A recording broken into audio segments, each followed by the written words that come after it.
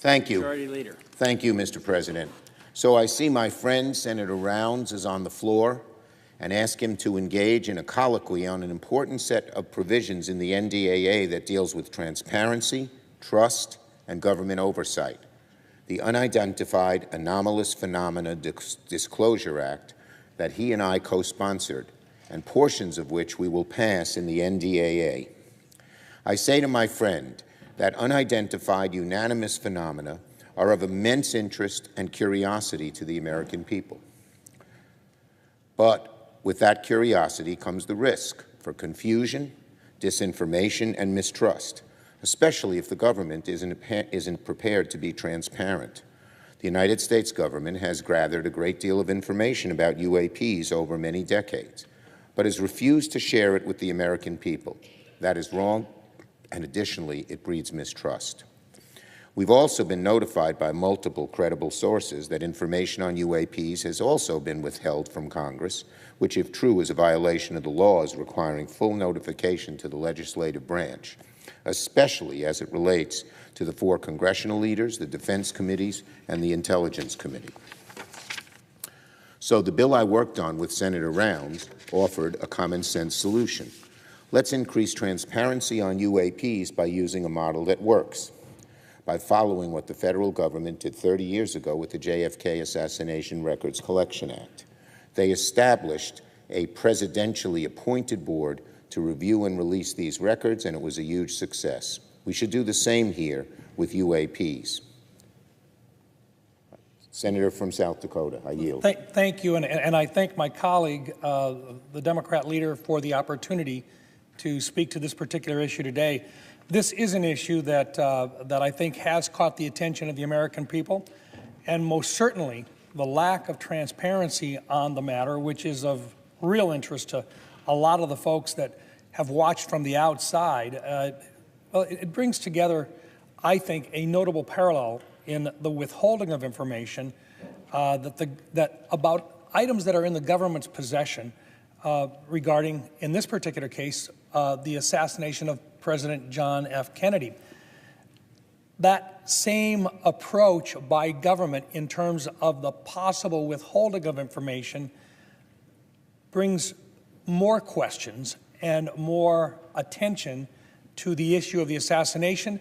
We wanted to take that same approach with regard to how we could dispel myths, misinformation about UAPs, about unidentified flying objects, unidentified objects that simply have come to the attention of the American people.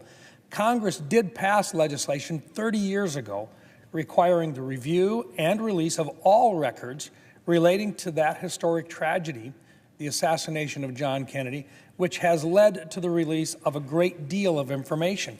The UAP Disclosure Act was closely modeled on the JFK Records Act. Say to my colleague from South Dakota, who we've worked with as a great team on this issue and many other issues, I might add, it's beyond disappointing that the House has refused to work with us on all the important elements of the UAP Disclosure Act during the NDAA conference. But nevertheless, we did make important progress. For the first time, the National Archives will gather records from across the federal government on UAPs and have a legal mandate to release those records to the public if appropriate. This is a major, major win for government transparency on UAPs, and it gives us a strong foundation for more action in the future. I agree, sir, and I think probably the most significant shortcomings that I think we need to visit about as well, shortcomings of the Conference Committee agreement that are now being voted on, were the rejection, first of all, of a government-wide review board composed of expert citizens, presidentially appointed and Senate confirmed, to control the process of reviewing the records and recommending to the president what records should be released immediately or postponed, and a requirement as a transparency measure for the government to obtain any recovered UAP material or biological remains that may have been provided to private entities in the past and thereby hidden from Congress and the American people. We are lacking oversight opportunities, and we are not fulfilling our responsibilities. Well, I'd like to echo what my friend Senator Rounds has said today and on many occasions. It's essential we keep working on our proposal to create an independent, presidentially appointed review board that can oversee UAP classified records and create a system for releasing them where appropriate to the public. Again, as the Senator has said, it's the same method used for the JFK records, and it continues to work to this very day. It is really an outrage the House didn't work with us on adopting our proposal for a review board, which, of course, by definition here is bipartisan in the Senate. Now it means that declassification of UAP records will be largely up to the same entities that have blocked, obfuscated their disclosure for decades.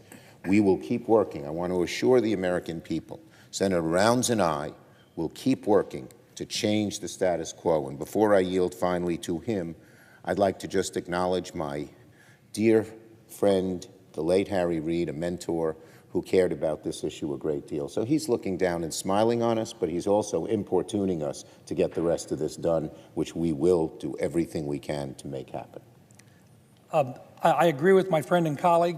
To those who think that the Citizen Review Board that would have been created in our UAP Disclosure Act, that it would be unprecedented and somehow it would go too far, we note that the proposed review board was very closely modeled on the review board established in the JFK Assassination Records Act of 1992, which has successfully guided the release of records to the American public on another very sensitive matter of high interest to the American people.